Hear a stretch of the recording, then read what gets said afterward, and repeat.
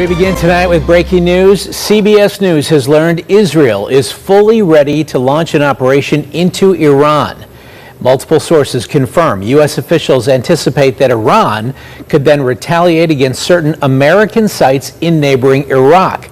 That's prompted the State Department to order non-emergency government officials to evacuate. The U.S. has ordered some staff at its embassy in Baghdad to leave. Officials ordering them to leave the Middle East or leave Iraq due to heightened regional tensions, and the Pentagon telling military families that they can voluntarily leave locations throughout the Middle East. President Trump was asked by reporters about that while attending a show at the Kennedy Center last night. Take a listen to some of what he had to say.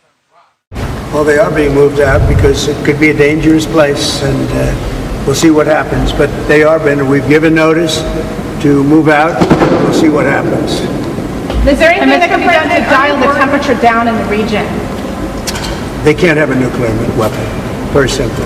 They can't have a nuclear weapon. A top Iranian military official is responding this morning saying, quote, "We warn the enemy not to make any mistakes and to carefully consider the consequences of their actions."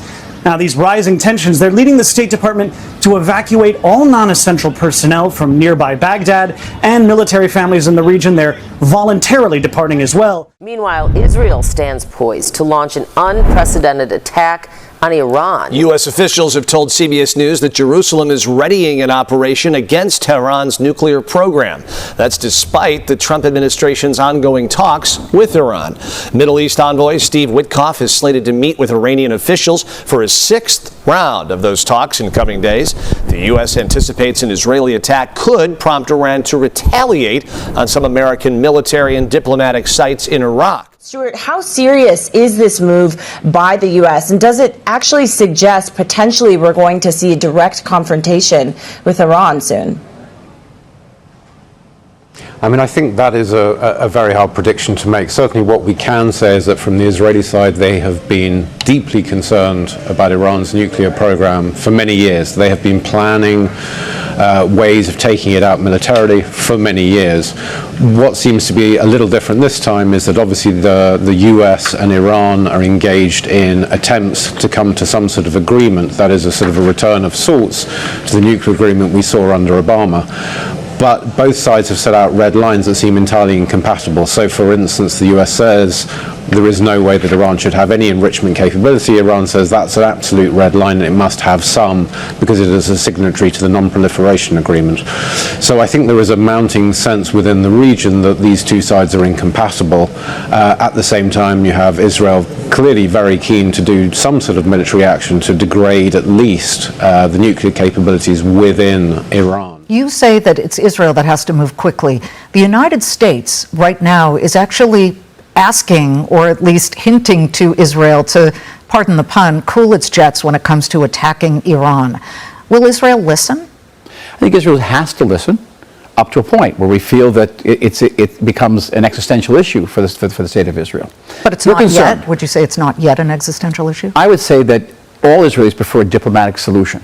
A solution in which Iran no longer can enrich uranium on its own soil, use that uranium to put that enriched uranium into warheads that Iran is developing secretly, and then put them onto missiles, which Iran, as you saw, already has those missiles. Those missiles, by the way, can strike now Paris. They can strike London. So, yes, but there's a time to this. And right now, we're concerned that the negotiations going on between the United States and Iran are being dragged out. The Iranians are great negotiators. They know how to drag these things out ad infinitum. And we also know that while they're dragging these out, not only are they buying this rocket fuel from China, they are also extending the Iranian enrichment by 30%. Which is sending them an unequivocal message that they're not really afraid of the United States and Israel right now. And that's why 2 weeks ago, President Trump told Israeli Prime Minister Benjamin Netanyahu that it's an inappropriate time right now to take any sort of action that could disrupt those talks. Now, those talks are set to continue on Sunday, but in an interview that was released yesterday, Trump said he had grown, quote, less confident about the prospects of a deal. And just this morning, the board of the UN's nuclear watchdog found that Iran isn't complying with its nuclear obligations for the first time in 2 decades.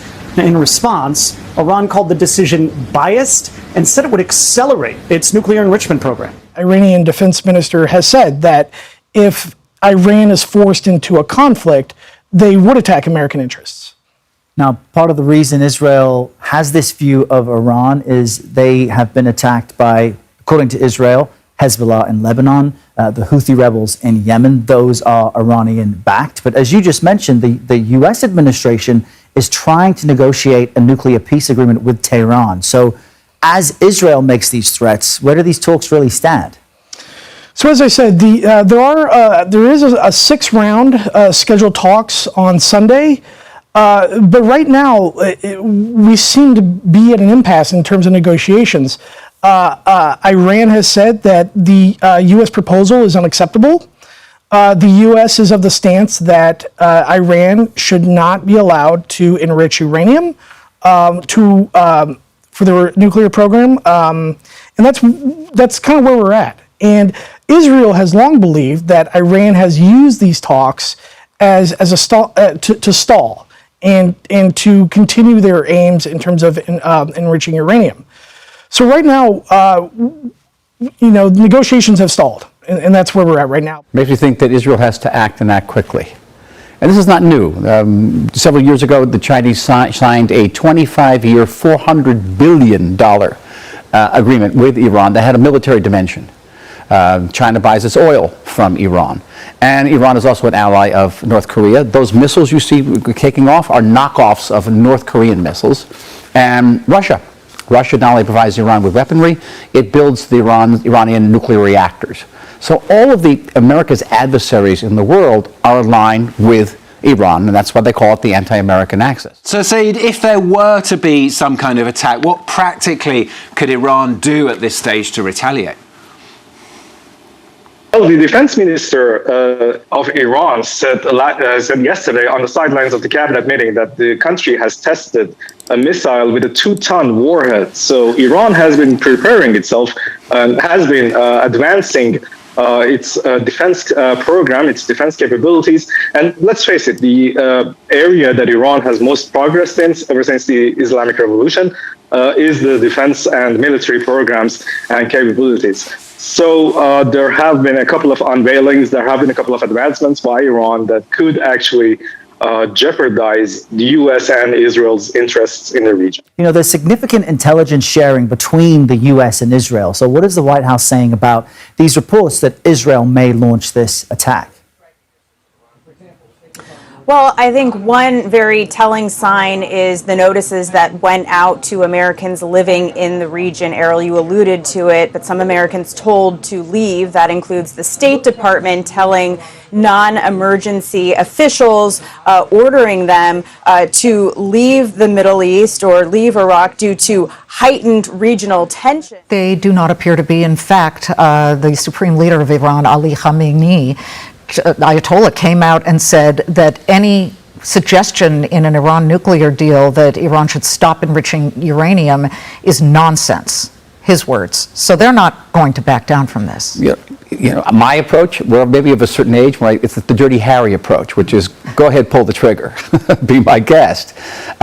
Israel has the right and the ability to defend itself against a country which every single day says it exists to wipe us off the map, supports organizations like Hamas, Hezbollah, the Houthis, which are trying to destroy us. We're defending ourselves very well against them. He is going to head to Bedminster, New Jersey for the weekend, but his recent trip to the Middle East did not include a stop in Israel. What do you read into that? I think his interests were economic, financial, to get Saudi investment, to sell large arms packages to the Middle East. We understand that. Okay. That was what was concerned for us.